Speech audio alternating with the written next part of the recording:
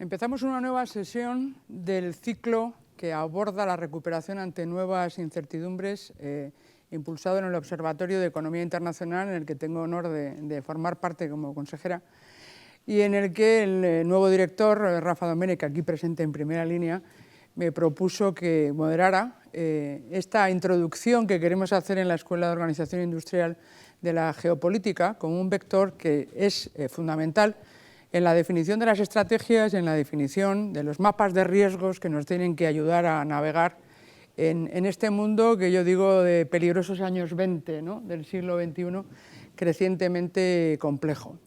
Y para eso contamos con dos personas excepcionales, no porque sean amigos a los que admiro y sigo habitualmente, sino porque son referentes en lo que podríamos llamar el mundo de la geopolítica y de la política internacional.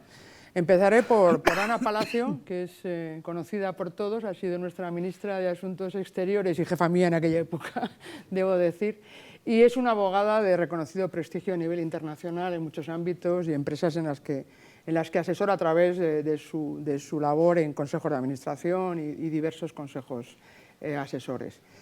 Y también contamos con Nacho Torreblanca, al que conozco hace mucho tiempo y ahora somos compañeros de radio, debatimos habitualmente, es un analista político también de muy reconocido prestigio y además forma parte de instituciones tan relevantes como son el Consejo Europeo de Relaciones Exteriores, del que es director en su oficina de Madrid.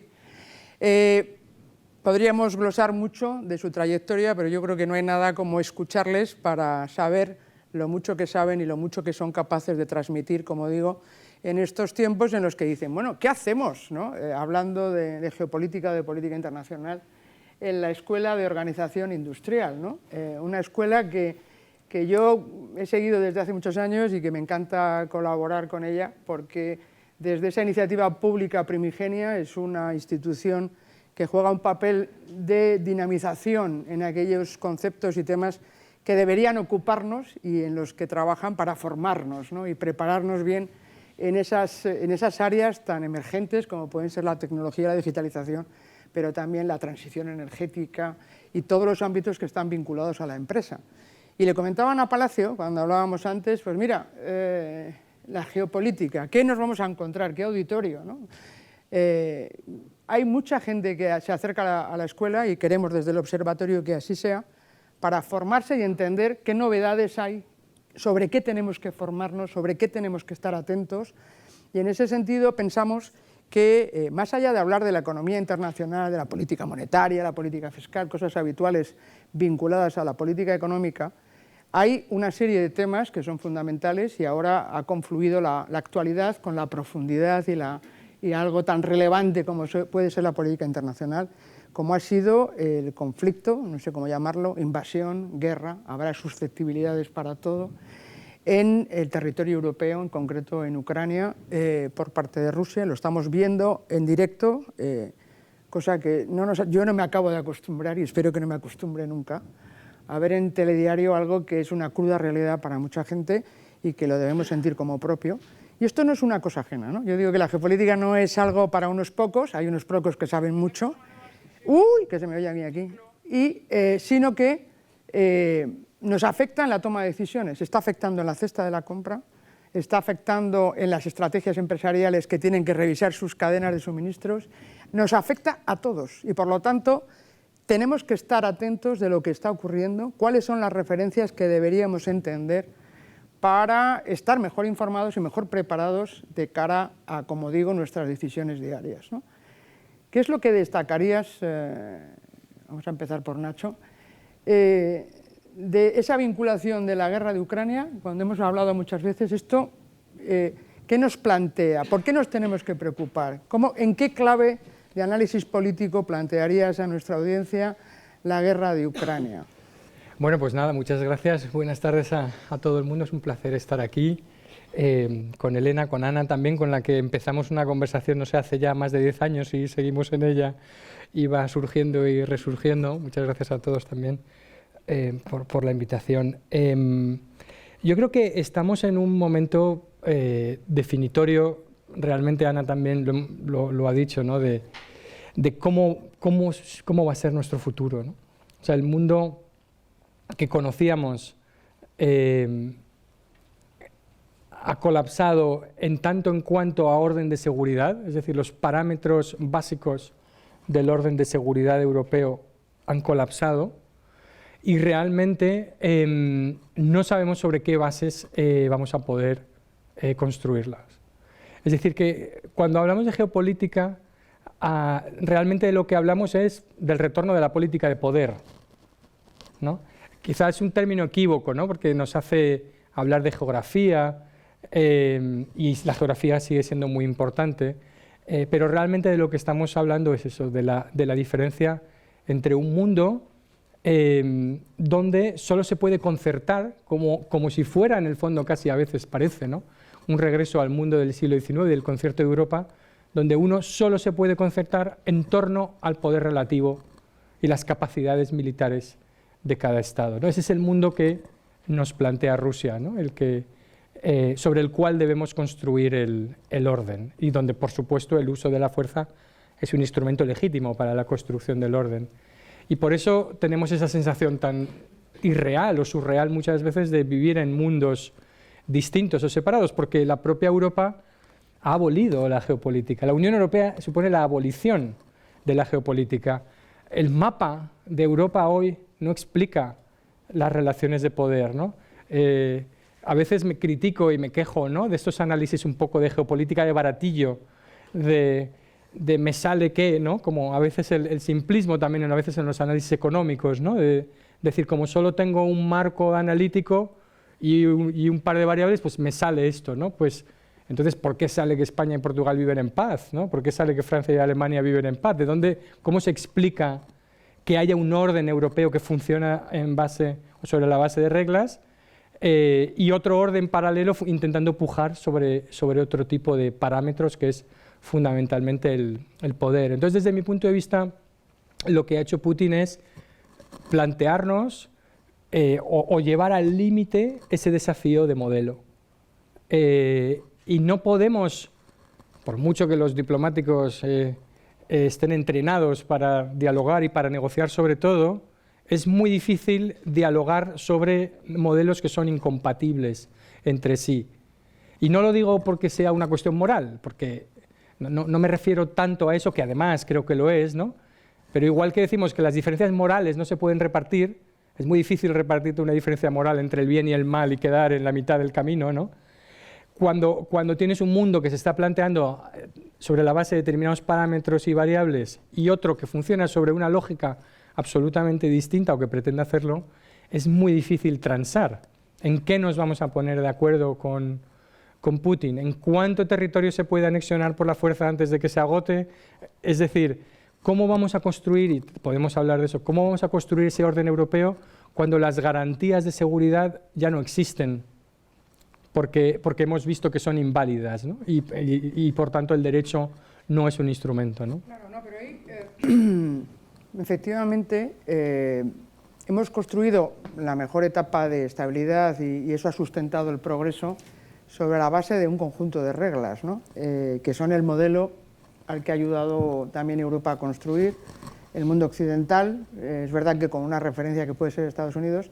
El problema es que en ese éxito que yo considero que ha sido de globalización y el comercio se basa en que hay unas reglas que se respetan y por eso ha habido esa evolución, decía que en ese modelo es verdad que aunque fueras contrario en algunos temas, en otros te podías poner de acuerdo, ¿no? Es decir, que de alguna manera podías ser aliado y enemigo en unas cosas y en otras y se producía una convivencia porque se basaba en reglas, ¿no? Y lo que vienes a decir, que entiendo que es esto, es que Putin nos quiere llevar a un mundo preorden occidental que se sirve de no reglas, sino de otro tipo de dinámicas como son las de poder, ¿no? Y con este matiz yo creo que Alemania, lo que le ha pasado a Alemania es lo que le ha pasado a Europa. Europa es siempre Alemania y la cuestión alemana es la cuestión europea y son siempre inentendibles una sin la otra.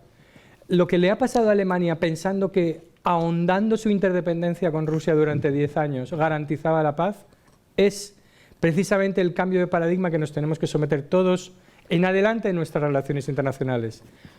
En un mundo globalizado las interdependencias generan paz en un mundo, si quieres, geopolitizado, las interdependencias generan vulnerabilidades de las cuales o te tienes que extraer o que tienes que intentar replicar, para que puedas hacer tanto daño con esas vulnerabilidades como te pueden hacer herir, y por lo tanto hagas un equilibrio de vulnerabilidades en energía, en tecnología, en economía o en inversiones. No entres en una relación de interdependencia que no puedas tú, a su vez, convertir en un instrumento de coerción, porque los demás las van a usar contra ti, ¿no? Claro, pero eso, Ana, ¿no? Que yo creo que en una entrevista que os escuché hace relativamente poco, ¿no? Comentabas que efectivamente el mundo al que estamos acostumbrados ya, estamos en otro mundo muy distinto, y el papel de Alemania, como tú has mencionado, es relevante también a la hora de entender cómo podemos movernos como Europa. Se ha acabado el mundo de las reglas, tú que eres abogada internacional, te afecta muy directamente. Se ha acabado la posibilidad, ¿no?, que comentaba Nacho, de seguir funcionando sobre reglas y por lo tanto llegar a acuerdos, y tenemos que ir a ese viejo esquema de poder basado en la fuerza. Bueno, muchas gracias. Yo quiero empezar dando las gracias. Es un placer, no es la primera vez, pero espero que pronto me vuelvan a invitar a hablar aquí. Vamos a ver, yo voy a empezar diciendo que estoy totalmente de acuerdo con Nacho. Es el problema de traernos a los dos, es que coincidimos. O sea, entonces, hablar después, decir, bueno, ahora yo, ¿qué añado? Bueno, pues voy a darle un contexto a lo que él ha dicho. Estoy totalmente de acuerdo con todas y cada una de las cosas que ha dicho, pero le voy a dar un contexto. Empiezo con una pincelada histórica. Hoy, el mundo de hoy tiene una diferencia fundamental con el Concierto de Naciones. El Concierto de Naciones es un concierto europeo. En última instancia, en ese momento, el francés era la lengua común de las élites que podían estar luchando por la mañana y jugando a las cartas por la tarde. Y no es solo la lengua, es que el fondo filosófico, la visión del mundo era la misma. Yo creo, por lo tanto, que las comparaciones hay que poner eso de entrada y decir, ¿cuál es la primera diferencia de hoy con el siglo XIX? Pues que hoy, por primera vez, y digo por primera vez porque en última instancia el marxismo y por lo tanto el comunismo eran hijos de la Ilustración europea.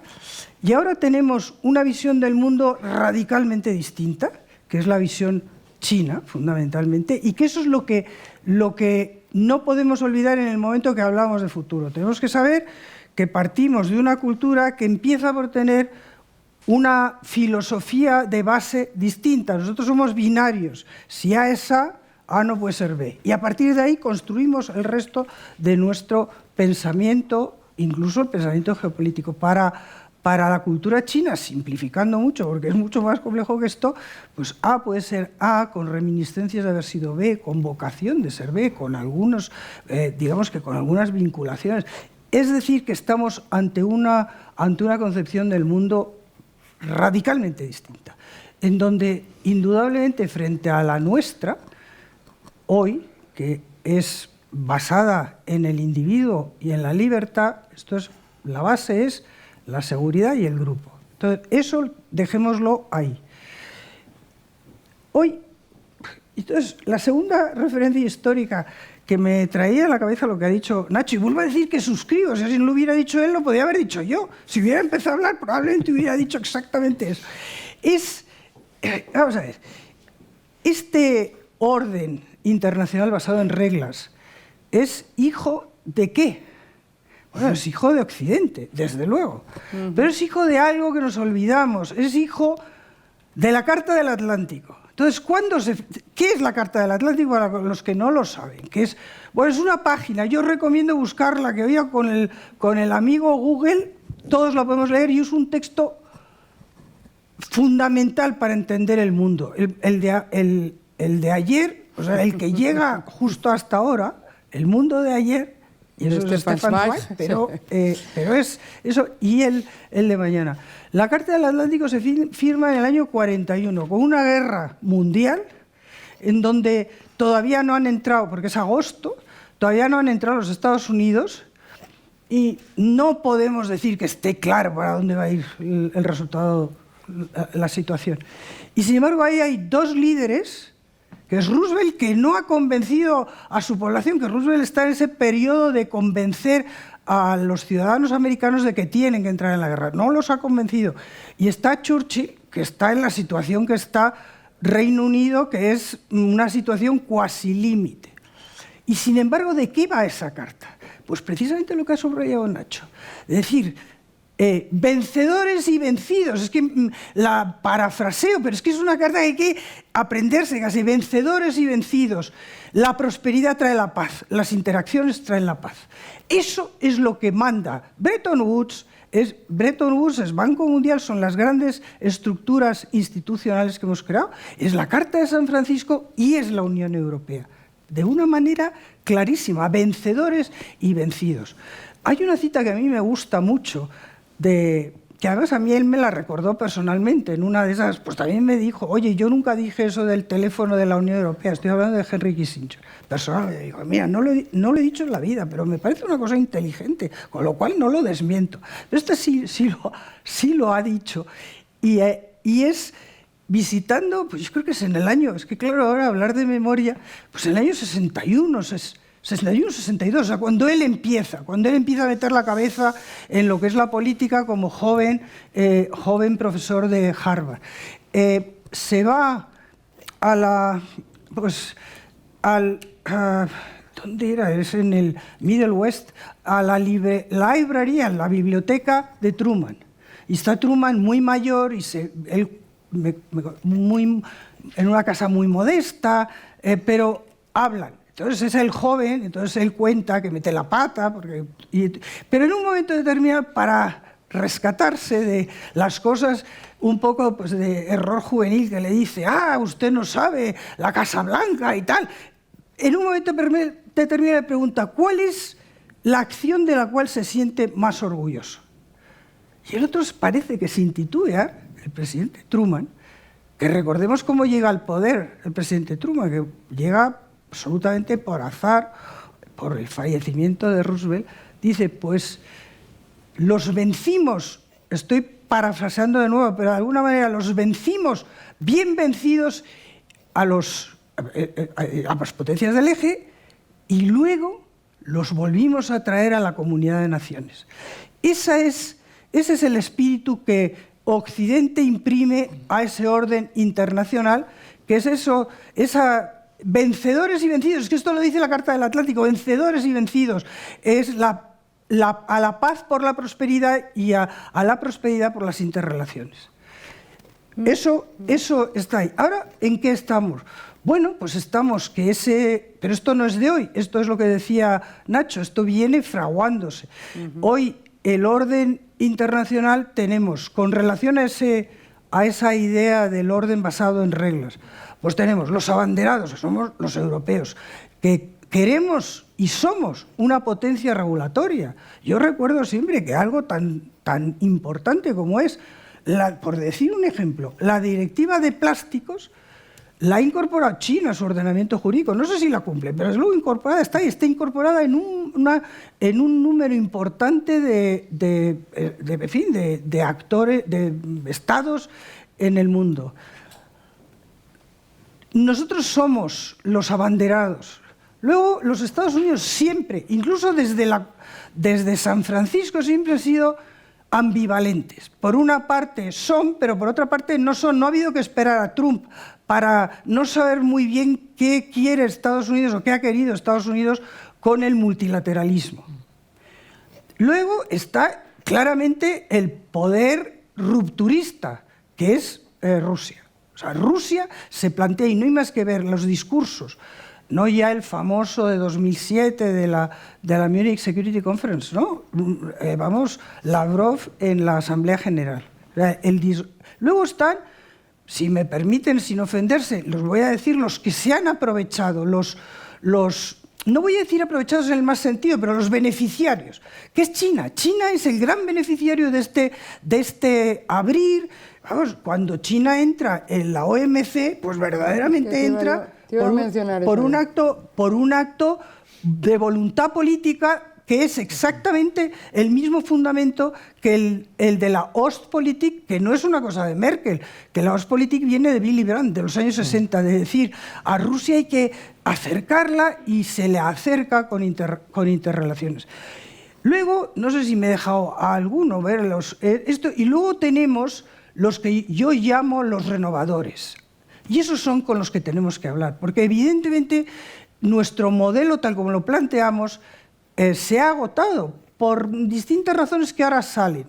Ahora sale a la superficie. Antes de entrar, estaba contando que yo he hecho ahora un viaje y he tenido la ocasión de escuchar lo que piensa el Global South, vamos a decirlo así de grande, el Global South de la guerra de Ucrania. Y el Global South considera que es un asunto nuestro, que una vez más tenemos 2 pesos y 2 medidas, que no, o sea, que estamos en una situación que tenemos que, si queremos, tenemos que volver a plantear una visión de futuro, como lo hicimos en el 41. Vuelvo a decir, en el 41 no sabíamos, de verdad no sabíamos, no se podía decir que bueno, esto estaba ganado y ya estamos preparando la posguerra. Ahora ya aterrizo con ese panorama. ¿Qué es lo que nos toca a la Unión Europea? Bueno, pues ser, por una parte, más realistas en muchas cosas y, por otra parte, de verdad, dar ese paso a ser una, o sea, a tener una voz en las grandes cuestiones que definen el mundo. Una voz con China, una voz con Washington, una voz con Rusia. Y si no hacemos eso, pues francamente, no va a ser el Concierto de Naciones, va a ser algo mucho menos favorable para nosotros. Recordemos que el Concierto de Naciones era que siempre había un equilibrador, que normalmente era Reino Unido, entre los contendientes. Y era el que ponía, no se metía y ponía, pero claro, eso hoy es muy difícil de ver. Y si la Unión Europea quiere jugar ese papel, que podría en algunos casos jugarlo, tiene que ser una voz, no una jaula de grillos, que es lo que somos en estos momentos. Este punto me parece especialmente relevante, pero mi preocupación, y por provocar más que moderar, ya lo sabéis, Nieves, a la directora que tenemos aquí delante, es que habiendo hecho un panorama excelente y brillante, como suele serlo, Ana Palacio, adolecemos de ese ombliguismo, ¿no? Seguimos interpretando el mundo desde nuestra visión, desde lo que creemos que es nuestra cultura. Ya has mencionado lo de China, que por ponerlo en términos tecnológicos, tiene más una informática cuántica, ¿no? No es binaria, no es 0 o 1, puede ser 0 o 1 o los dos o todos, según me convenga, porque la filosofía y cultura china es muy diferente, y estoy de acuerdo, ¿no? Pero yo creo que en parte, no sé si, o esa es mi temor o mi preocupación, es que los europeos, no te digo ya Europa, las instituciones, sino los europeos, no somos conscientes de que ya no estamos en el mando. Quizá no lo hemos estado nunca, porque ese panorama posguerra mundial que dibujas, y yo que estaba en la OCDE, que es la que gestionaba el Plan Marshall y gestionaba todos estos planes, se basaba en que tuviéramos todos las mismas reglas que marcaba en gran medida Estados Unidos para favorecer el comercio. Y cuando mencionaba lo de China, y yo que lo viví en primera persona, el gran error es decir, oye, vamos a incorporar a China porque es que mira que hay chinos. Mal será que no vendamos a 1.000 millones de chinos todas las cosas que tenemos. Con un ejercicio que yo debo calificar, y yo viví en ese momento de soberbia, porque dije, ojo, yo era secretaria de Estado de Comercio justo antes, si tú abres en una dirección, la estás abriendo en la otra. Y el problema es que el gran error, en mi opinión, es que aceptaste particularidades en las reglas que para ti son esenciales, permitiendo que China jugara a su manera. Y lo ha aprovechado, ¿y de qué manera? ¿Y de qué manera? Porque en el fondo nos creíamos que era tan evidente el orden de reglas como que me ha gustado mucho en la visión histórica, que es la que tenemos que seguir, diciendo que las humanidades son esenciales con todas las disciplinas, hay que conocer bien la historia. Esa historia nos ha llevado al progreso como hijo de la Ilustración, como bien has dicho, y eso lleva a una serie de decadencias de cultura y de compartir maneras de ser que no comparten todos aquellos con los que comerciamos. Es decir, claramente se han aprovechado, y estoy de acuerdo contigo, y son los principales beneficiarios, aunque muchos lo digan, la globalización ha sido un éxito espectacular, espectacular. Pero nosotros hemos perdido la autoridad. ¿Tú crees que realmente el ser una potencia, y es una provocación, pero es verdad que lo decimos mucho, ¿no? somos una potencia reguladora, somos un mercado importante, pero ¿qué pasa cuando nosotros nos sometemos a las reglas en las que creemos y los demás no? Y cuando al final dices, oye, me ha preocupado lo que dices, ¿no? Al final volvemos, o eso es lo que le interesa a Rusia, ¿no? Y podemos ir a una explicación económica que no va a ser el objeto de hoy. Rafa, no te preocupes. Pero sí que es verdad que ha ido a un sistema en el que pueda sacar ventaja, que claro, es el ejercicio del más fuerte, la ley del más fuerte, el poder, porque con las reglas que nosotros tenemos no puede funcionar, pero nos está chantajeando en donde más nos duele, que es en la interdependencia. No sé cómo deciros, quizá, sí. No sé si estamos preparados como Roosevelt vio en su momento para ver que realmente el mundo ha cambiado y nos tenemos que transformar.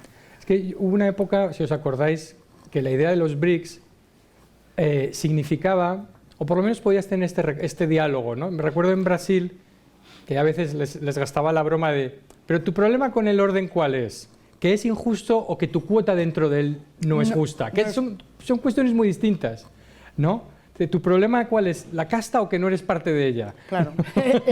Esto ¿la quiero abolir o es que quiero my fair share, ¿no? Entonces, había un momento en que con los BRICS podías tener esta conversación y dije, mire, déjese usted de rehacer el orden internacional, pongámosle un precio. Si usted, lo que no tiene sentido es que haya 17 europeos sentados en la mesa, ¿no? Bien. Cuando Brasil representa, estos países no representan tanto, por lo tanto podemos ajustar la cuota. Y durante algún tiempo pensamos que estas cosas ocurren de forma lenta, no lo haces voluntariamente, pero parecía que podrías casi acomodar. Y el G20 en el fondo pareció también un pequeño intento de decir, bueno, el Consejo de Seguridad no lo vamos a cambiar, pero podemos ir creando instituciones donde exista representación y al final alguien diga, oye, ahora que tengo el 20% de este orden, pues no estoy tan mal. Me parece más legítimo, por lo menos, ¿no? Y luego ya veremos por qué no es perfecto. Pero yo creo que eso se ha truncado, ¿no? Y especialmente China ha renunciado a construir un orden donde tenga su cuota, simplemente lo que quiere es, digamos, canibalizar o capturar ese orden para protegerse, ¿no? Y sus estrategias de influencia, a diferencia de las de Rusia, que son muy disruptivas, consisten en proteger su modelo de crecimiento, proteger su economía, proteger sus inversiones y últimamente en este proceso de desacoplamiento, ¿no? Dice, ahora ya he succionado de Occidente, ¿no? La tecnología, el saber, ¿no? el modelo de crecimiento, pero ahora me voy a emancipar. No quiero construir un orden, lo que quiero es generar una esfera de influencia, un sistema de pseudo-vasallajes mínimos donde, bueno, pues yo no necesito que Argentina sea una democracia, sea una dictadura, ni que yo no quiero exportar el modelo del Partido Comunista Chino. Me vale con que Argentina y Brasil no voten en contra, que en las organizaciones internacionales como la OMS no se me investigue por el tema del coronavirus. Es decir, mientras que Estados Unidos con Trump tuvo una estrategia muy estúpida de salirse, ellos tuvieron una estrategia muy inteligente de capturar. Idealmente lo que quieres es capturar al regulador, no irte de la mesa. Y China en eso ha sido muy, muy inteligente. Pero ahora si hace este sistema y le sale bien de doble circulación, por la cual preservo mi crecimiento interno, que ya veremos, ¿no? Si económicamente tiene esa capacidad de innovar, etcétera, ¿no? Y las cosas que les quedan por hacer son las difíciles, ¿no? No las fáciles, porque abrir y crecer, ¿no? Pues más o menos, ¿no? En los libros de economía, hasta los politólogos nos hemos enterado de cómo se hace ya eso, ¿no? Plan de estabilización, abres y generas. Bueno, la mitad lo haces así, pero la otra mitad es mucho más complicada. Pero bueno, en cualquier caso su apuesta es que las relaciones con el exterior sean de dependencia, no de interdependencia, ¿no? De asegurar su crecimiento e interiormente ser capaz de aislarse. ¿Qué es lo que se plantea entonces Europa, ¿no? En ese sentido, y por qué hemos tenido esta discusión a veces académicamente, y lo diré estúpidamente absurda, sobre la autonomía estratégica, ¿no? Donde hemos invertido un montón de tiempo en un término que no sabemos exactamente. No, al final decíamos, mira, lo mejor de este término es que todo el mundo sabe lo que queremos decir con él, aunque nadie sea capaz de decirlo o definirlo, ¿no? Es una especie de un oscuro objeto del deseo europeo, ¿no? Porque además es absurdo, no puede ser autónomo estratégicamente, y eso es lo que Ucrania nos ha enseñado. La autonomía estratégica de los demás es también tu autonomía estratégica, la autonomía estratégica de tus aliados también es la tuya. Igual que la paz y la seguridad son indivisibles, Europa no puede pretender generar un modelo propio. No hay sitio en el mundo para un modelo europeo diferenciado del Atlántico, en el que no incluya una gran parte de las democracias, incluso India, aunque quieras empujarla y tentarla para sacarle a Rusia de dentro, ¿no? Es decir, que necesitas hacer muchas cosas, pero desde luego no creo que el paradigma de autonomía estratégica entendido como soberanía propia en aislamiento, que en algún momento creo que Francia y Alemania han jugado con eso, especialmente Francia. Donde una cosa, ¿no?, como decimos, una cosa es la protección de datos y otra cosa es el proteccionismo de datos, es decir, la visión mercantilista europea es inviable, no hay lugar en el mundo para un mercantilismo europeo, y por eso sí que nos tenemos que repensar y reinventar, no solo en lo militar, sino en cómo tratamos con los demás de una manera equitativa pero interesada. Yo entro, de nuevo, podría haber dicho exactamente esto, solo por añadir un par de coletillas. Vamos a ver. Yo creo que hay una diferencia y que hay que tenerla muy presente. El mercantilismo es alemán. Alemania no tiene el empuje de tener una visión universalista. Francia lo tiene, España lo tiene, Portugal en gran medida lo tiene. Otros países, pues en grado menor. Nosotros desde hace un tiempo, verdaderamente nos falta subir a la red, España, y un reflejo es América Latina, o sea, que no hayamos sido capaces de sacar Mercosur, el acuerdo bilateral con México, con Chile, pues francamente demuestra esa situación. Pero el mercantilismo, la filosofía esa de mercantilismo, que hay que quedarse, que hay que hacer el CAI, el acuerdo de inversiones con China, y quedarse en el mercado, no meterse en otros fregados, eso es muy alemán. Francia no. Francia, recordemos que ha tenido esa ambición de crear un contrapoder, contramodelo, contra Estados Unidos, o sea, un equilibrio. Y eso ha estado ahí, por cierto, y ha estado y sigue estando. En fin, ahora con la guerra de Ucrania no es tan palpable, pero eso está. Y eso es lo que en la Unión Europea tenemos que superar, porque aquí no se trata ni de la grandeur de la Francia, que yo admiro mucho, ojo, yo admiro mucho, y me parece que esa visión ambiciosa pues es muy encomiable. No se puede, y desde luego tampoco en esa visión, que voy a decir un adjetivo solo para provocar, un poco ramplona, de que todo se reduce al comercio, porque hoy la realidad es que la geopolítica, la geoestrategia, y ahí yo no puedo más que aplaudir la idea de traer a un ámbito o a una, iba a decir academia, pero vamos, a una organización que es muy volcada a la economía, una cosa que es patente, que es que hoy it's not just the economy, stupid. No, ya no es solo una cuestión de economía. Aquí hay otras cosas que están jugando y las estamos viendo, empezando desde luego por lo que es todo el planteamiento de la guerra de Ucrania. Pero yo quería hacer otro comentario. Vuelvo a decir que suscribo, amén, lo que dice Torreblanca. Y hacer otro comentario. Lo que cuando iba a decir paseas, ¿no? Bueno, cuando andas por las cosas estas del multilateralismo, lo que es patente es que China va al copo, y además ha ido con una estrategia muy inteligente de ir primero a las organizaciones de segundo nivel. FAO en estos momentos es paradigmático, y ir metiendo, como dices, has dicho succionar y has dicho canibalizar. Yo diría pervertir. Quiero decir que es conceptos, pero pervertir en el sentido etimológico, de cambiarle, de insuflar unos conceptos, un ejemplo. Manipulación genética. Eso, sí. Un ejemplo. Concepto de armonía. El concepto de armonía es ajeno a nuestro orden porque vuelvo a lo esencial que antes he dicho, es que nuestro orden está basado en el ciudadano, en el individuo. La armonía presupone que lo importante es el grupo, y como el actor es el grupo, importa que ese grupo esté en equilibrio. La armonía es una forma poética, como todas las cosas.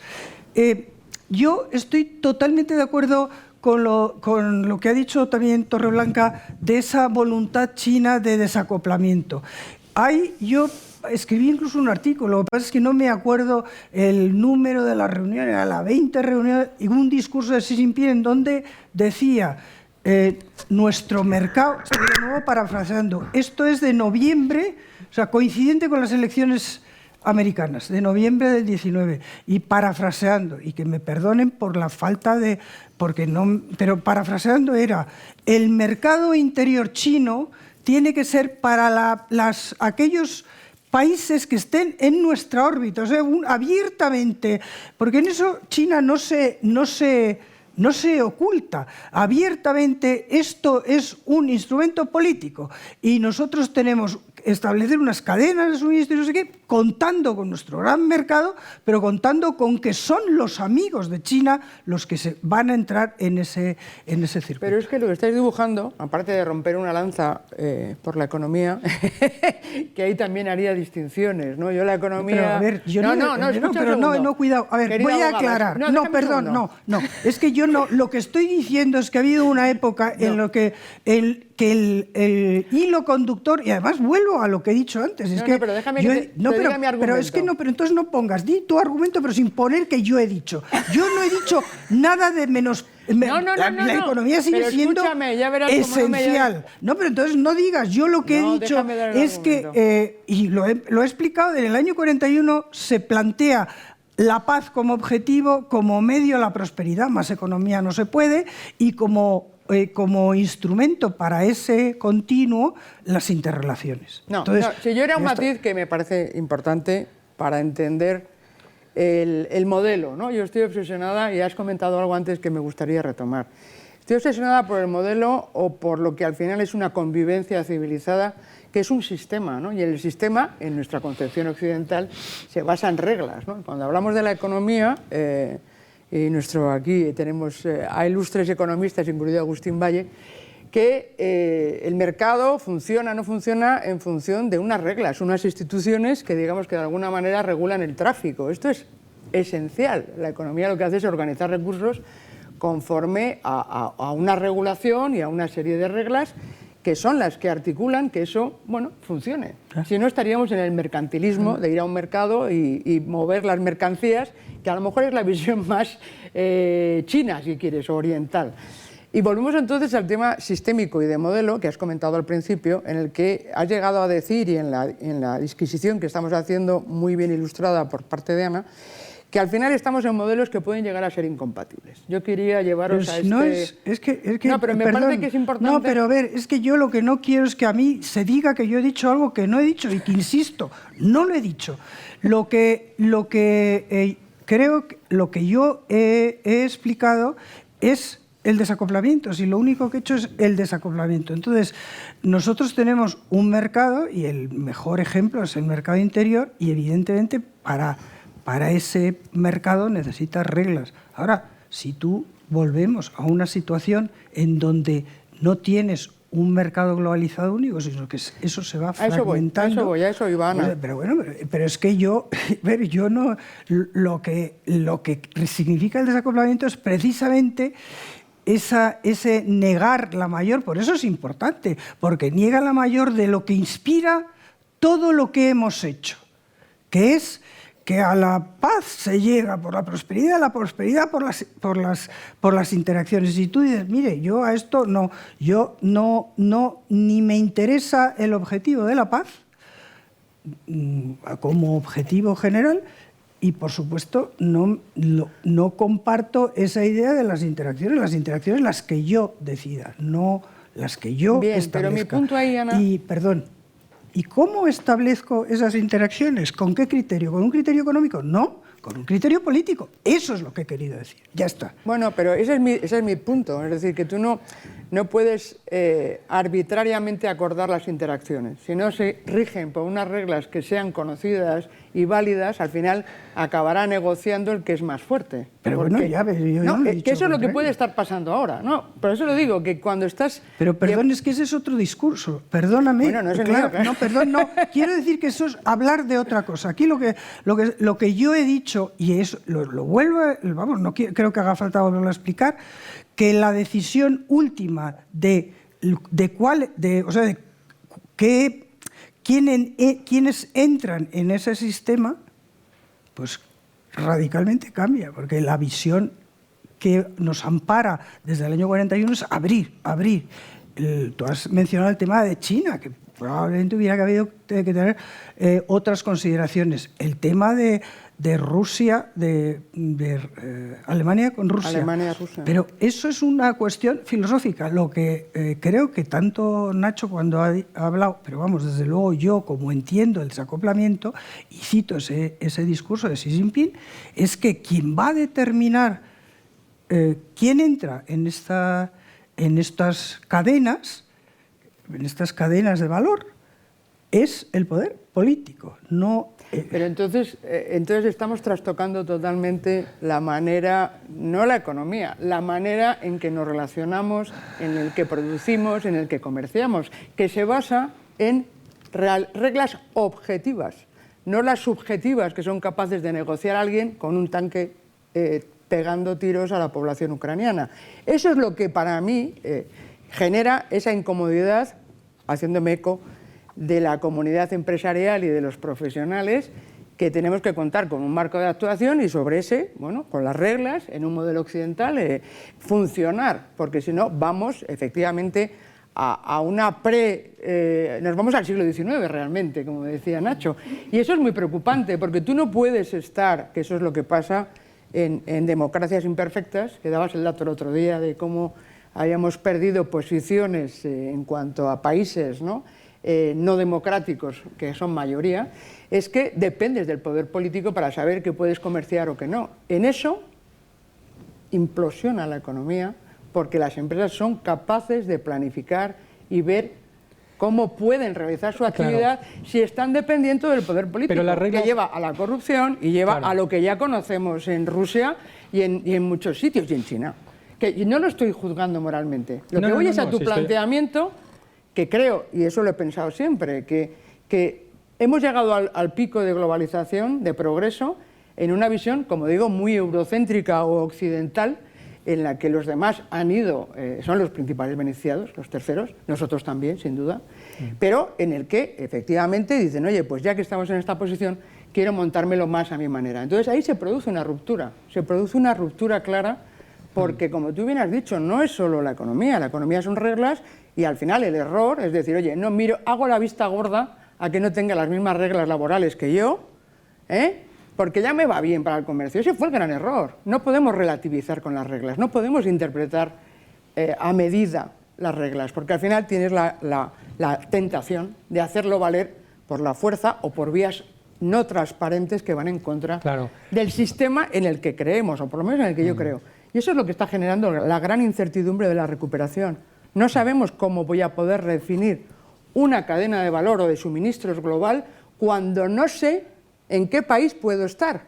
Ayer el presidente de Ucrania llamó a tres empresas por su nombre para decirle que no podían seguir haciendo su trabajo, que era legal y válido hasta ayer, hasta hace 2 meses, porque políticamente no era adecuado. Es decir, que tú te cargas el futuro de 3 empresas porque políticamente no es aceptable. Eso no es viable. ¿Qué van a hacer las empresas?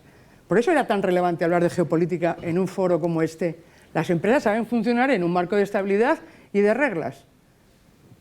Si están sujetas a la arbitrariedad política, y esa arbitrariedad política se basa en el poder de la fuerza, es decir, si no tengo un ejército que respalde mis reglas, estamos perdidos. Esa es la conmoción, en mi opinión, a la que estamos asistiendo y que además, efectivamente, como tú bien has dicho, es un problema europeo. Los demás no lo ven, porque les hemos consentido y porque nos hemos creído que íbamos a controlar. Perdón, solo una cosa, lo que estás diciendo es que es Europa la que está diciendo que, por cierto, la inversión directa, el Foreign Direct Investment en Rusia, 75% viene de la Unión Europea, y de ese 75%, un 75 o 80 viene directamente de Alemania. Y nosotros lo que estamos diciendo es a empresas alemanas y empresas de otras naciones europeas, no porque tenemos nosotros el tanque, sino por una cuestión moral. Decirles no pueden estar ahí. Eso es una cosa que podemos discutir, pero lo que no podemos discutir es que el mundo está cambiando. Entonces las empresas tendrán que saber que esto es el cambio del mundo, que hasta ahora, como tú dices, pues ibas a China sabiendo que no tenían las mismas reglas, pero por cierto, esto es general. Yo he sido jefa de misiones comerciales, te hablo con conocimiento de causa, no, bueno, pero porque era dentro de un marco de reglas en el que había algo fundamental, que tú conoces muy bien, que es el arbitraje en organismos multilaterales que velaban porque se cumplieran las reglas, o hubiera un arbitraje justo, porque si no tienes que ir a la fuerza. Claro, por eso digo que cambia mucho el panorama. No, por supuesto que cambia, pero o sea, por provocar ahí, si quieres... ¿Más? Sí. Siempre se dice, ¿no?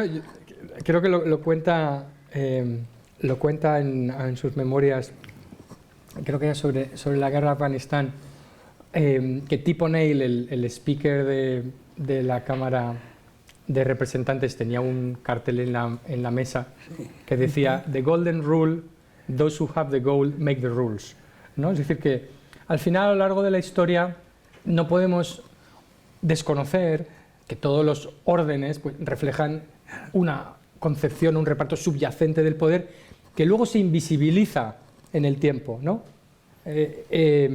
Y así. Entonces, puedes tener una visión, digamos, transversal a lo largo de la historia. Me acordaba de Antonio Escotado, ¿no? Nuestro catedrático de Sociología de la UNED, que su gran obra magna al final es Los enemigos del comercio, que es como la versión española de la sociedad abierta. Es decir, hay algo que define y que parte en dos a todos los proyectos abiertos y los proyectos cerrados, ¿no? Los enemigos del comercio son los que construyen sociedades cerradas, etcétera, etcétera, ¿no? Es un poco el equivalente popperiano, ¿no? de sociedades abiertas, ¿no? Pero con esto quiero decir que precisamente lo que está haciendo China, que ha vivido subyugada bajo un orden que era poco orden cuando le tocó sufrirlo, y los japoneses también, es decir, cuando se presenta un señor con una cañonera, ¿no? Y te colapsa tu economía y eres materialmente incapaz de sobreponerte a ese abrumador poder tecnológico. Y luego vienen las reglas, pero primero fue la cañonera, ¿no? Y fue la cañonera fue la que sacó a Japón también, ¿no? de la Edad Media y el Comodoro Perry. Es decir, que hay un momento en el que los órdenes nacen y se imponen por la fuerza. Y Europa lo ha impuesto por la fuerza y luego ha sido víctima de esa fuerza también, etcétera, ¿no? Entonces, ¿qué es lo que, y por eso lo que decía Ana de la armonía, el concepto, qué es lo que va a intentar China? Tener la suficiente fuerza bruta, económica, tecnológica y militar para no ser coaccionada en la aceptación de un orden en el que no cree y, por lo tanto, poder establecer ese orden en esferas, como decía, que vayan de más cerca a más lejano y idealmente todo lo lejos que pueda. Y ese es el desafío que tenemos, porque en esa negociación solo existe el poder relativo de los estados. Entonces, volvemos al paradigma realista de las relaciones internacionales que dice que de los estados solo me importan sus capacidades, solo y exclusivamente. Y es un mundo de bolas de billar que chocan en función de la fuerza con la que se impelen en función de sus recursos puros y duros, ¿no? Claro, ese es el mundo del que nosotros huimos. Claro, claro. Y entonces hacemos la puerta giratoria y volvemos a él. Pero vuelven otra vez al salón del que salíamos, ¿no? Entonces vuelves a la casilla de salida y dices, claro, pero yo quiero negociar de tú a tú. Y por eso las sanciones y las empresas se convierten en herramientas, porque hemos pasado de un mundo donde solo nos importaban las ganancias absolutas, y Trump es la prueba perfecta. Hasta Trump, con esto que decíais de China, a ti te daba igual que China creciera al 10% si tú crecías al 3%. Pero un día echas la cuenta y dices, ¿cuántos años crece China al 10% hasta que se convierte en un país más grande? No, ahora empiezo a mirar ganancias relativas. no me importa decrecer al 2% si ralentizo el crecimiento de China 7 puntos, porque lo que miro es el gap, ya le estoy recortando aunque me haga daño. Entonces vamos a un mundo donde miras las ganancias relativas, no las absolutas, porque sabes que sobre eso se va a construir un desafío de poder, ¿no? Claro, pero eso lo puedes plantear cuando tienes una economía terriblemente centralizada, también en la toma de decisiones, que no es el caso de las economías occidentales, claro, que efectivamente se suman, o digamos que consigues la riqueza global por la suma de las riquezas que generan cada uno de los individuos en sus relaciones. Por eso es mejor la democracia en este modelo occidental que en el caso chino, que ya vuelvo a repetir, no estoy prejuzgando, yo tengo mis opciones, pero no lejos de mí intentar calificar como mejor, peor, ¿no? El modelo en el que se premia la comunidad y la seguridad sobre el individuo se basa en un poder autocrático y centralizado, que es el que hace posible esos enjuagues de modelo económico que nos critican a los economistas, pero que no tienen nada que ver con la generación de la vida y la convivencia en el modelo occidental. Claro, pero si tú me das 80.000 millones y 20 años, pues hago semiconductores. Claro, y me puedo equivocar y la gente no protesta, que es una gran ventaja para ellos, no para nosotros, ¿no? Porque nosotros creemos que del contraste y el contrapoder salen mejores soluciones y estoy convencida de ello a la larga. El problema es cuando se rompe las reglas del juego, o sea, yo lo plantearía en términos de juego, rompes las reglas del juego y nosotros solo sabemos jugar con reglas y otros las han roto porque prefieren utilizar la fuerza. Ese para mí es la tensión en la que estamos, que es la que nos genera a individuos acostumbrados a funcionar en ese régimen más liberal, nos genera una incertidumbre terrible, que es la que los famosos mercados están interpretando con mucha volatilidad, ¿no? Ese es el problema que nos lleva a la importancia, ¿no? Que era lo que hoy queríamos traer. Quedan 10 minutos para terminar, yo quiero terminar en hora para que se queden con ganas en la audiencia. Esa es la importancia que quería lanzar al principio y le comentaba a Ana, digo, tú habla de lo que quieras, lo importante es que vean que todos esos grandes debates internacionales, todas esas pulsiones, los encajes, luchas de poder, tienen mucha trascendencia en la toma de decisiones. Lo que ahora tenemos es una ruptura, es el mundo de ayer de Stefan Zweig, esto ya ha pasado a otra etapa, la estabilidad en la que hemos funcionado, estabilidad de precios, ahora hablar de inflaciones del 10% descolocan a todo el mundo porque ya no sabemos gestionar tanta incertidumbre, tantos riesgos. Las tomas de decisiones se basan en identificar riesgos y gestionarlos. Cuando ni los puedes identificar ni los puedes gestionar, no puedes planificar tu actividad. Ese es el gran problema que yo veo y es una implicación terrible para las personas que tienen que programar sus presupuestos familiares, porque no hay un papá Estado que te calla para que no protestes, tienes que formar tu carrera profesional y tienes que formar tus proyectos profesionales, ¿no? La geopolítica es importante y tenemos un gran reto como Europa, que yo acabaría con eso que lo ha mencionado antes Ana, si no es ahora, ¿cuándo somos capaces de realmente jugar esa partida de billar no como pequeñas bolitas, sino como alguien que realmente pueda actuar de contrapeso, ¿no? Eso lo vamos a ver en las elecciones francesas en primera vuelta. Va a ganar un nacionalismo que promete que con un pequeño país muy nacionalista, muy del siglo XIX, puedes jugar esta partida que estamos hablando. Yo sinceramente lo dudo, ¿no? Yo creo que es el momento de Europa. Muchos lo haremos por convicción, pero desde luego por necesidad, porque si no, no vas a poder jugar en esto, ¿no? Si os parece, pasamos a las preguntas y podréis tener luego un minuto para rematar alguna cosa que os hayáis quedado con el tintero. No sé si hay alguien aquí en la audiencia. Yo intentaba poner el chat. Por favor, Rafa Domènech, que es nuestro director del observatorio, para que arranque el turno de preguntas a nuestros ponentes. Primero agradeceros a todos por este excelente observatorio y muy rápido para no consumir tiempo.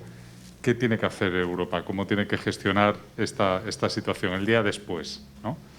¿Qué relación se tiene que plantear con Rusia? Con Rusia en particular. Con Rusia. Ana, fácil.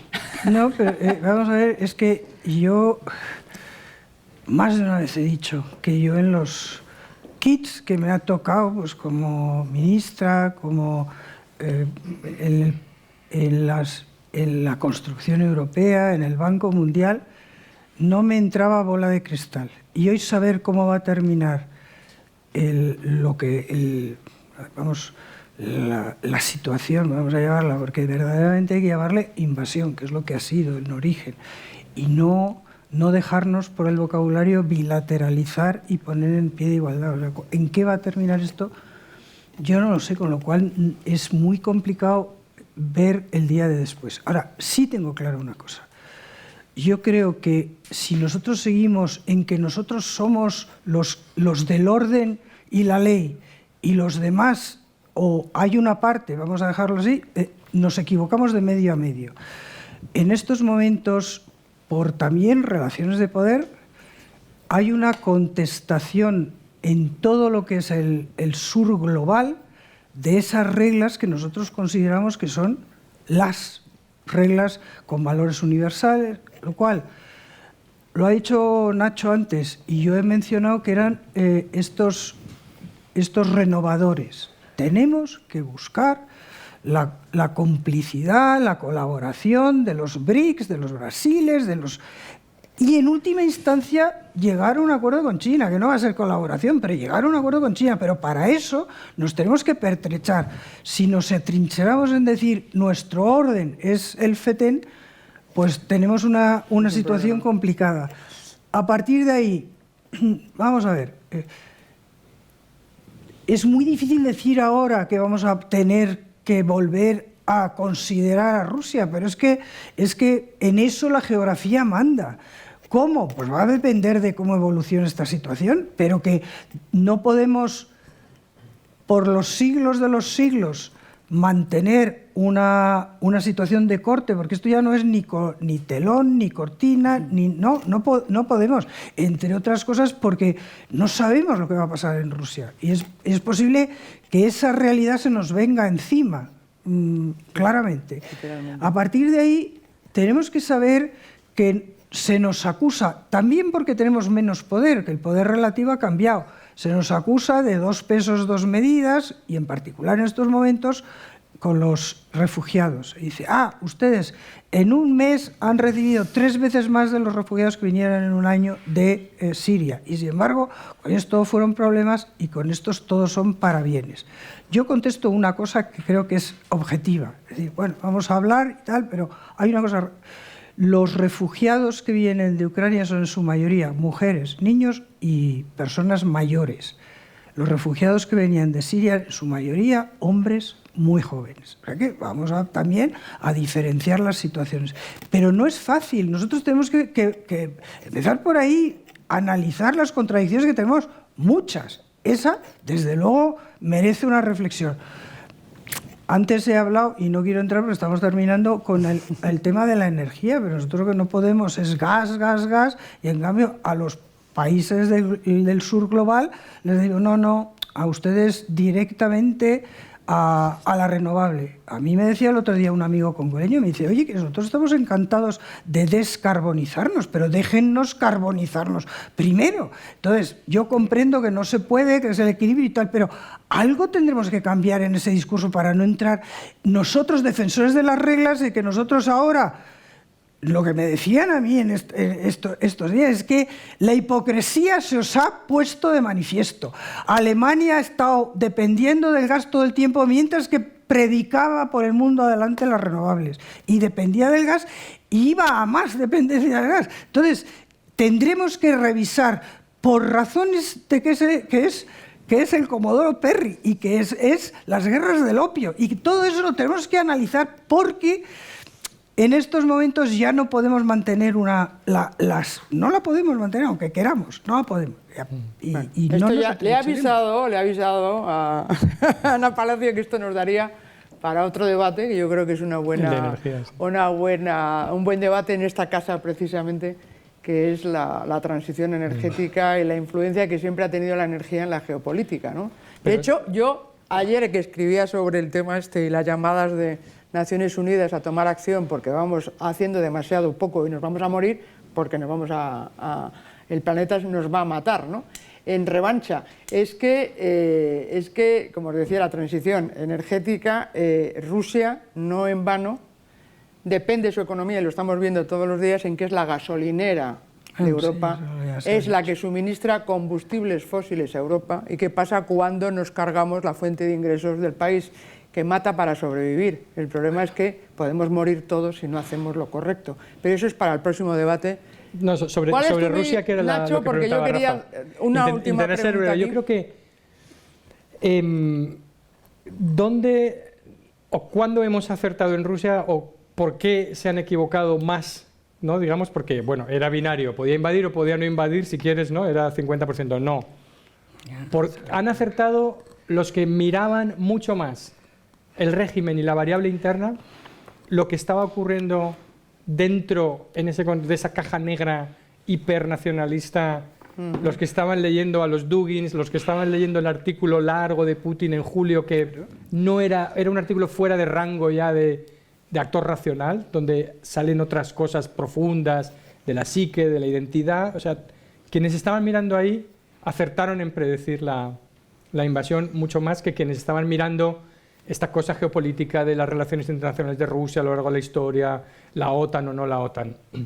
Igual que, por cierto, acertaron los que vieron antes la caída de la Unión Soviética mirando dentro del régimen y no desde fuera, porque desde fuera, aunque se sabía que tenía desgaste, el sistema me parecía mucho más sólido, ¿no? Entonces, creo que es más fácil aquí, digamos, para mí es fácil porque soy profesor de ciencia política y de relaciones internacionales y me puedo cambiar el gorro, pero cuando me cambio el gorro a politólogo, acierto más aquí casi a veces mirando a Rusia que en sus relaciones internacionales, porque hace tiempo que eso ha desbordado. Muy interesante. Sí, el tema de la desnazificación, de la descomunización, hay que leer a Putin. Lo que dice no es retórica para negociar mejor en la mesa. Realmente lo cree. Un líder no se molesta en hacer esto así, ¿no?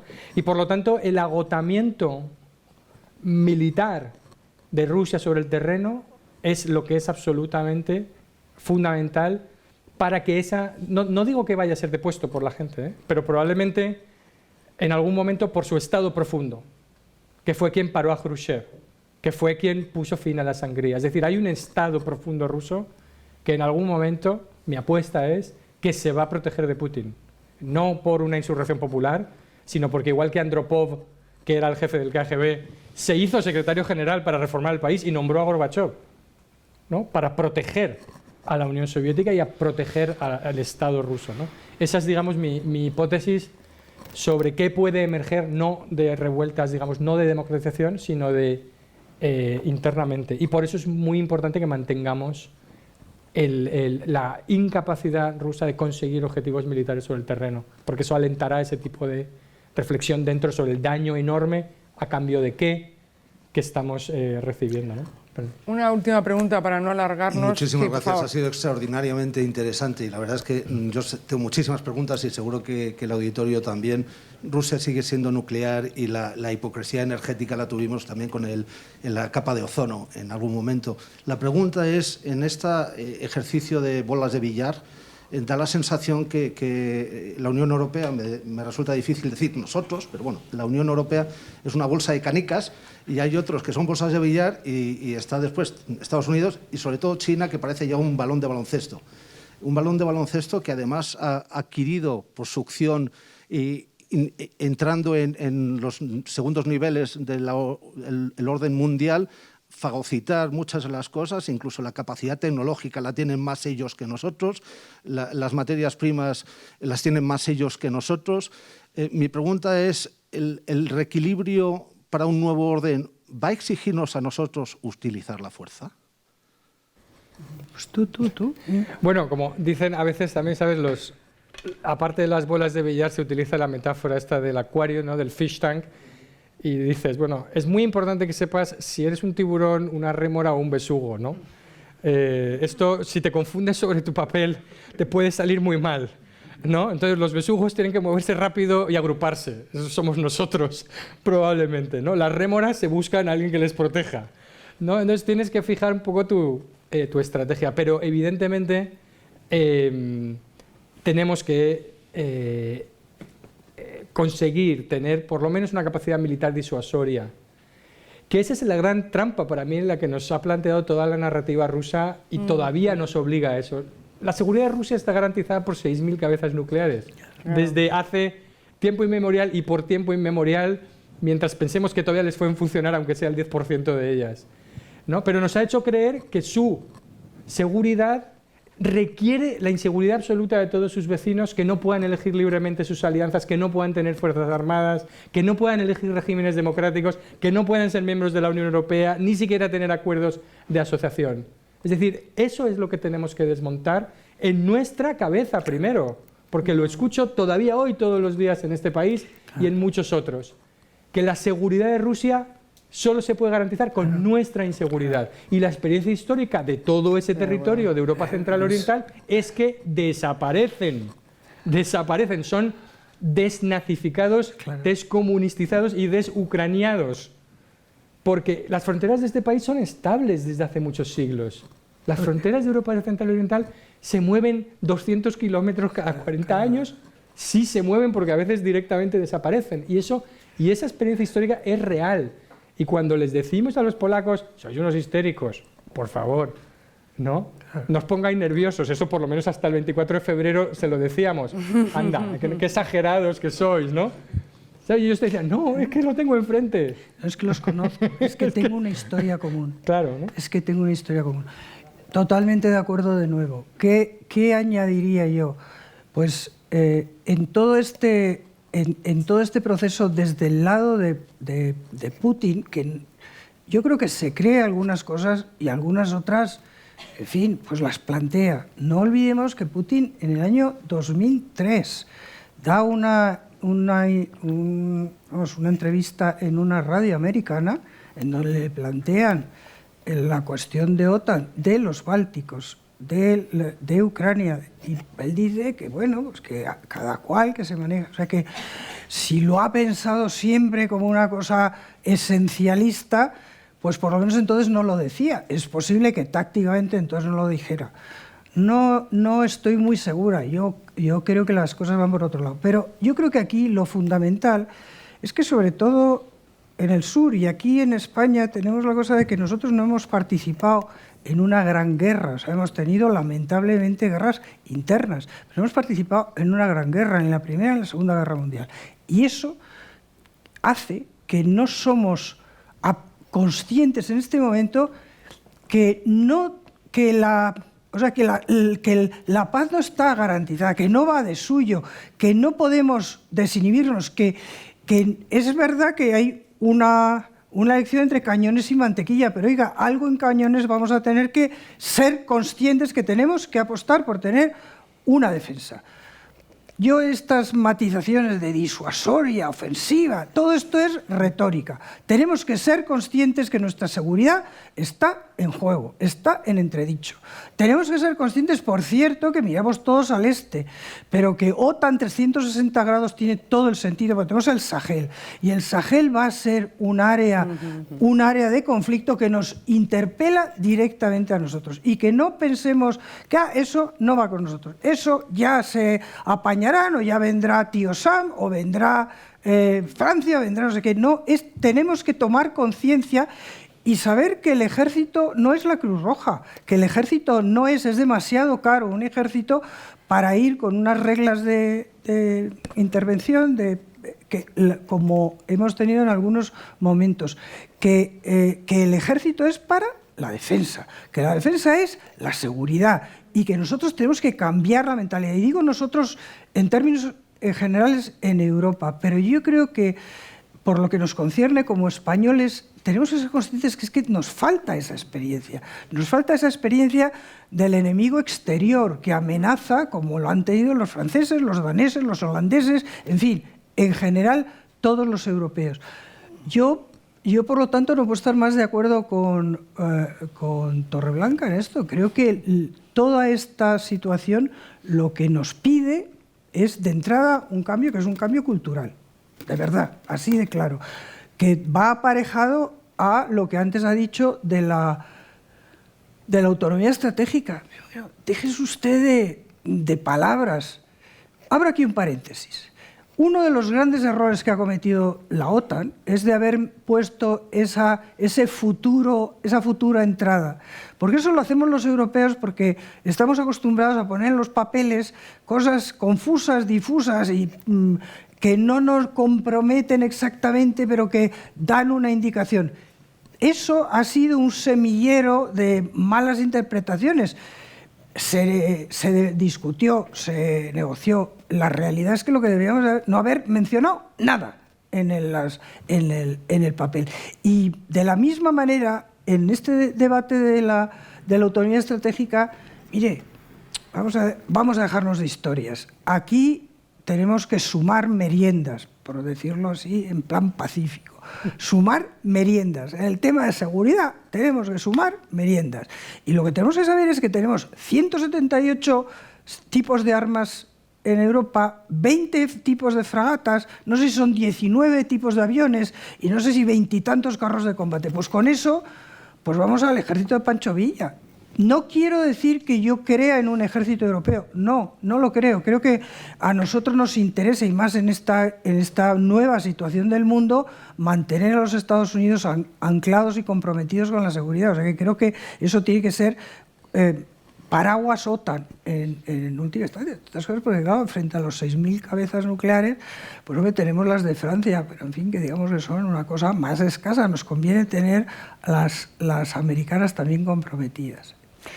No quería acabar, que está el debate para partir, vamos a cerrarlo, pero no dejando a la audiencia que está conectada con nosotros, no dejarle sin voz, y la voz la va a tener Patricia, de la EOI, que va a hacer una pregunta del chat. Se pregunta a Begoña, una de las asistentes online, si de una vez Europa querrá analizar y aprenderá cómo ser menos dependiente del gas de Rusia y de Argelia. ¿Qué pensáis vosotros sobre esto? Ese va a ser el debate que vamos a hacer después, porque si lo abrimos, morimos. O sea. Pues se lo pregunta, y yo os lo pregunto para que veáis que también aquí está... muy bien. Yo tomo la pregunta de Begoña para intentar resumir y cerrar el debate.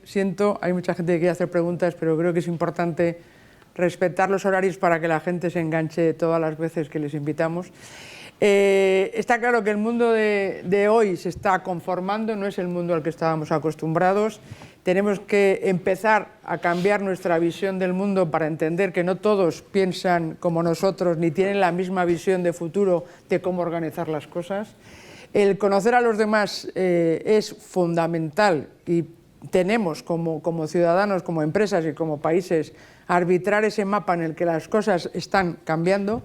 Y me ha gustado algo que efectivamente para ciudadanos como los españoles, que aunque no hayamos tenido la experiencia de la Guerra Mundial, sí que tenemos que ser conscientes de que el mundo que vivimos es mucho más peligroso, es mucho más incierto, más inestable, y creo que tenemos que ser capaces de construir esa visión europea que juegue un rol para que el mundo que se vaya conformando no se aleje mucho de nuestra esencia, ¿no? Yo creo que eso es importante, no caer en las trampas de otros que nos invitan, porque no les vale la nuestra, y tenemos que defender lo que queremos. Yo creo que eso no lo podemos dejar atrás. Y claramente es apasionante, y creo que requiere, y me ha gustado mucho tu doble gorra. Yo también tengo varias, ¿no? Acierto más cuando soy analista político que cuando analizo desde una perspectiva de relaciones internacionales. Yo apuesto, y ese es el Observatorio de Economía Internacional, por construir una inteligencia colectiva que en democracia es mucho más sólida y puede ofrecer propuestas en las que hablemos economistas, abogados, ingenieros, matemáticos, politólogos, historiadores, que nos ha traído a la mesa Ana, que nos van a ayudar a entender mejor lo que ocurre y a proponer propuestas que nos establezcan una cierta estabilidad y una interdependencia que es la base del progreso en nuestra civilización. La geopolítica ha vuelto, por invitación de Putin, para quedarse, y tiene que estar en nuestra agenda, porque está cambiando las prioridades. Este es el mensaje que dejaría de cierre. Y Agustín, siento no poder... Vamos a seguir debatiendo. Creo que hay varios... Sí, por favor, como no te voy a dejar. Una frase que se me ha quedado en el tintero. A ver, yo he hablado de la seguridad en España. Yo quiero decir algo como frase final. Yo, si hay algo de lo que que agradezco haber sido ministra de Asuntos Exteriores del Gobierno de España, es haber conocido a nuestro ejército. Y los he visto, he patrullado con ellos, los he visto muy de cerca. O sea, tenemos un grandísimo ejército, pero lo que necesitamos es ese cambio cultural. Perdón, es que no quiero me parece muy bien que oportuno. se haga una... No, pero por eso decía que en nuestra sociedad y el modelo que defendemos parte de que todos podemos aportar. No hay un poder que se impone al resto de la sociedad y creo, de verdad, que tenemos que estar convencidos de que eso nos hace más fuertes que jugar las reglas de otro que tienen un modelo diferente. Yo creo que es el momento de funcionar como sociedad más fuertes y esa variedad de especialidades para no estar cada uno en su cajita. Y la EOI, la Escuela de Organización Industrial, lo que quiere es formar a los líderes del futuro y por eso hoy hemos hablado de geopolítica. O sea que muchas gracias y hablaremos de la energía, del gas y la dependencia europea y de la transición energética, que tenemos aquí unos profesores espléndidos, doy fe, para explicarnos el por qué hay que hacer qué cosas y a qué ritmo, ¿no? O sea que muchas gracias, buenas tardes y esperamos que haya sido de interés.